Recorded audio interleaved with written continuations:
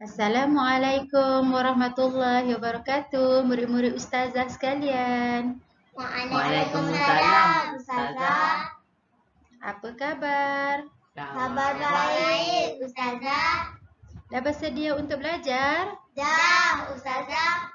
Baik, hari ini ustazah akan mengajar pendidikan Islam tahun 6. Bidang apa, Ustazah? Hari ini ustazah akan mengajar bidang akidah. Tajuk apa, Ustazah? Oh, tajuk hari ini ialah Al-Asma'ul Husna, Al-Hasib. Oh.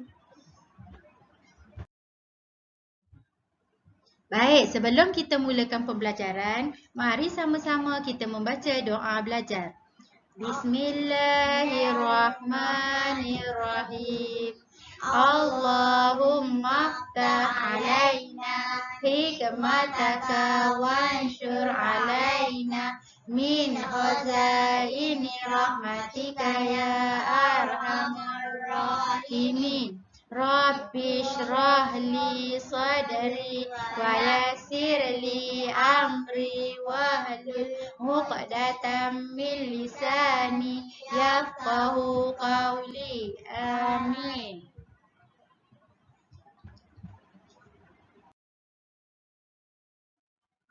Apa tajuk yang kita akan belajar hari ini? Al-Asma'ul Husna Al-Hasib.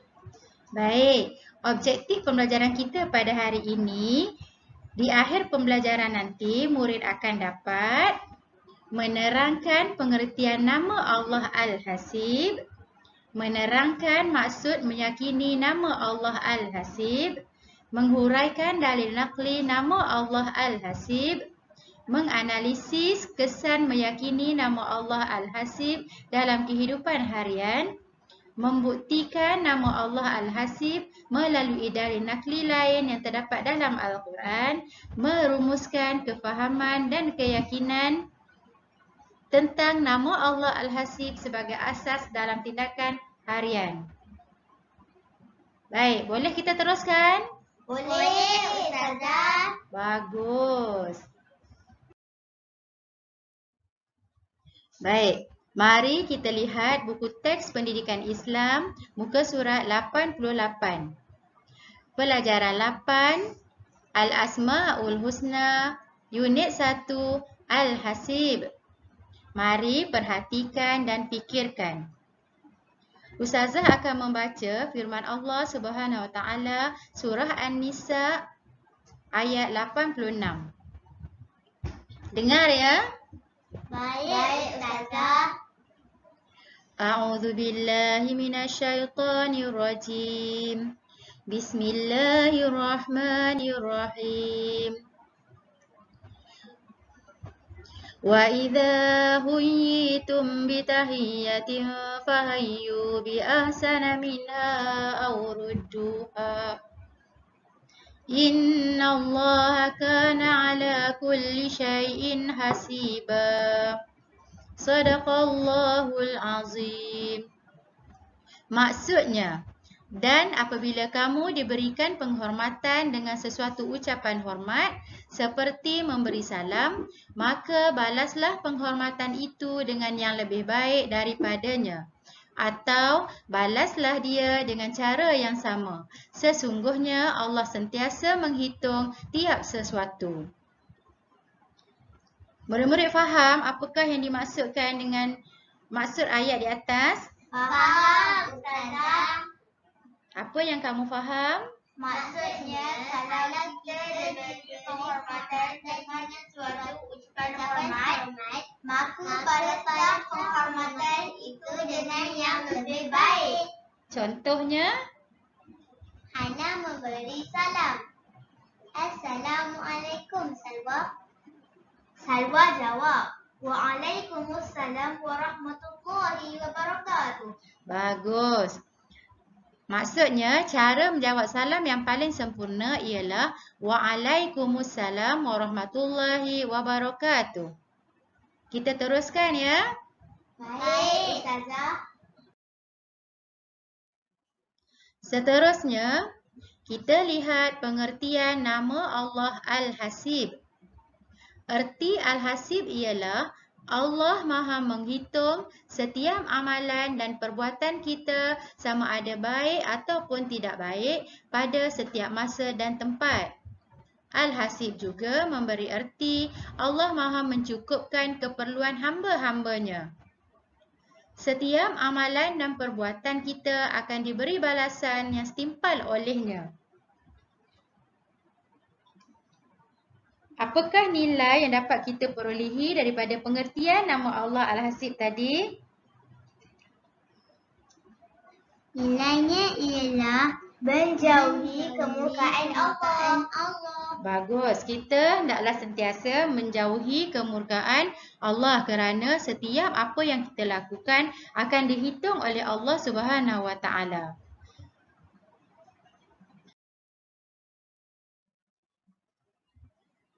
Baik.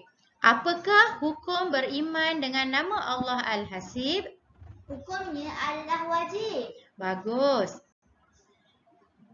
Hukum beriman dengan nama Allah Al-Hasib ialah wajib, iaitu dengan cara meyakini Allah Maha Pemurah ketika memenuhi keperluan hamba-Nya dan Maha menghitung setiap amalan kita. Seterusnya, dalil nakli nama Allah Al-Hasib. Firman Allah Subhanahu Wa Taala, A'udzubillahi minasyaitonirrajim. Wa may yakfur bi ayatillahi fa innallaha sari'ul hisab. Surah Al-Imran ayat 19. Maksudnya, dan ingatlah sesiapa yang kufur ingkar akan ayat-ayat keterangan Allah, maka sesungguhnya Allah amat segera hitungan hisabnya.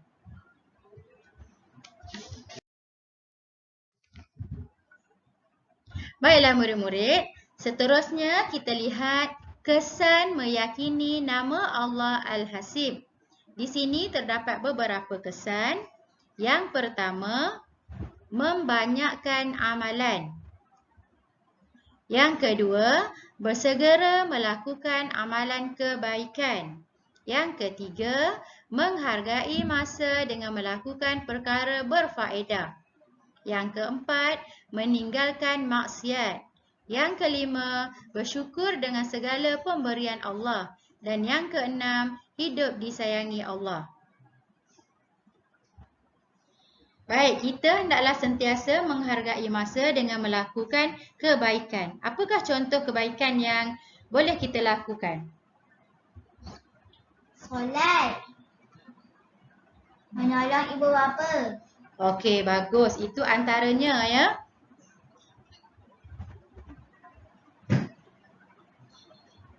Baik, seterusnya kita lihat bukti ataupun dalil lain yang menunjukkan nama Allah Al-Hasib.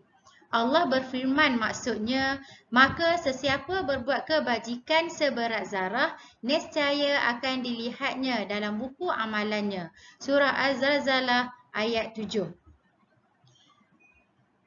Di sini terdapat beberapa contoh perkara-perkara kebajikan yang boleh kita lakukan. Baik, yang pertama, kita hendaklah sentiasa mengingati Allah. Apakah contoh kita mengingati Allah? Bertakbir. Baik, antara contohnya ialah bertakbir dengan cara kita menyebut Allahu Akbar. Selain daripada itu, apakah contoh lain yang menunjukkan kita mengingati Allah? Menyebut Alhamdulillah. Subhanallah. Baik, bagus. Yang kedua, kita hendaklah sentiasa membantu ibu bapa. Apakah contoh perkara yang boleh kita lakukan untuk membantu ibu bapa kita? Menolong miskin. Bagus. Menolong mengemas rumah. Bagus, Alhamdulillah. Yang ketiga, membantu orang yang dalam kesusahan. Yang keempat, menunaikan tanggungjawab sosial. Antara lain, dalil yang menunjukkan kita beriman dengan nama Allah Al-Hasib. Allah berfirman lagi yang bermaksud, dan sesiapa berbuat kejahatan seberat zarah, nescaya akan dilihatnya dalam buku amalan.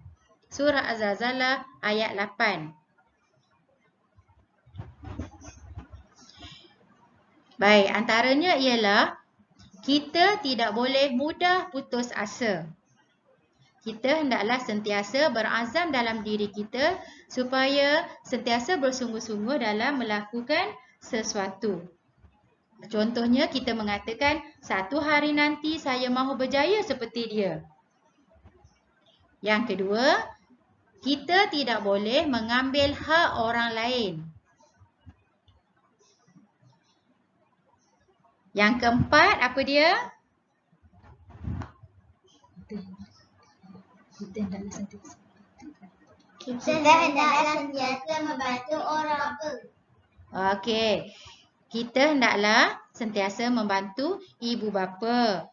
Yang keempat, kita tidak boleh menganiaya orang lain.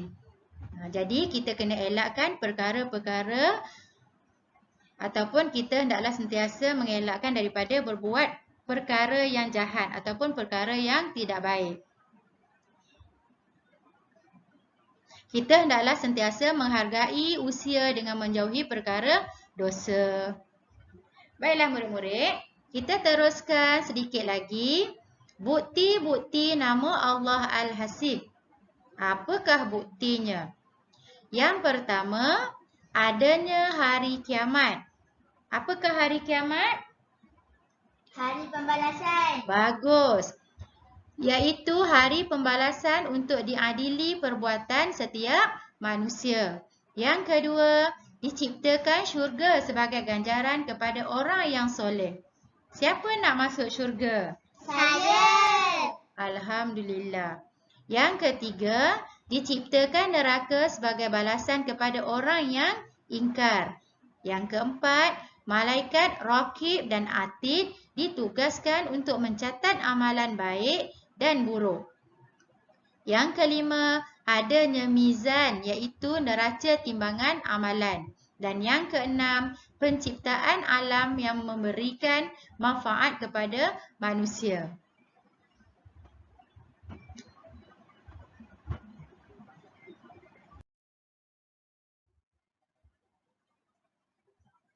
Baik, seterusnya mari kita baca dan hayati kisah mengenai kehidupan Uwais Al-Qarni yang diridai Allah. Siapa pernah dengar cerita mengenai Uwais Al-Qarni? Saya. Baik, kita lihat ya dan kita baca sama-sama. Uwais Al-Qarni seorang pemuda yang soleh dan rajin beribadah. Beliau tinggal di Yaman, hidupnya hanya untuk mencari redha Allah. Beliau mempunyai seorang ibu yang sangat tua dan lumpuh. Beliau memelihara dan menjaganya dengan sangat baik. Uwais Al-Qarni sangat teringin bertemu Nabi Muhammad SAW di Madinah. Keinginannya disimpan dan dipendam kerana tidak sampai hati meninggalkan ibunya yang tua dan lumpuh itu. Pada suatu hari,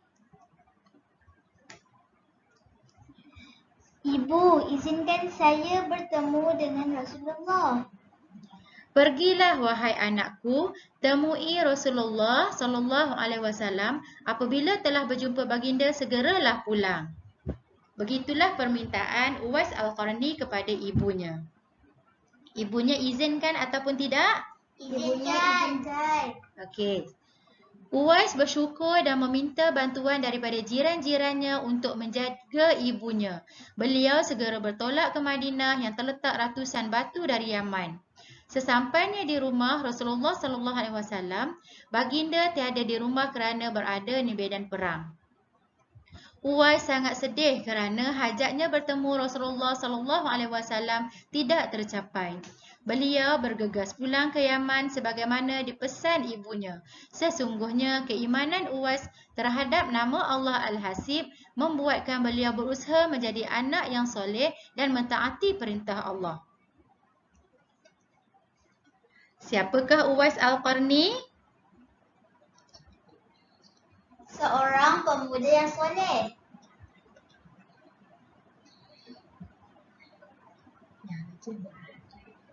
Yang rajin beribadat. Dia menjaga ibunya yang sakit. Bagus.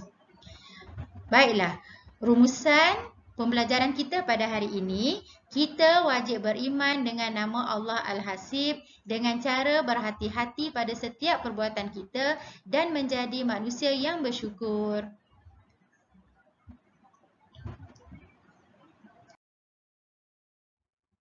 Baiklah, setakat ini saja pembelajaran kita untuk hari ini. Terima kasih. Bye-bye. Assalamualaikum warahmatullahi wabarakatuh. Moga berjumpa lagi.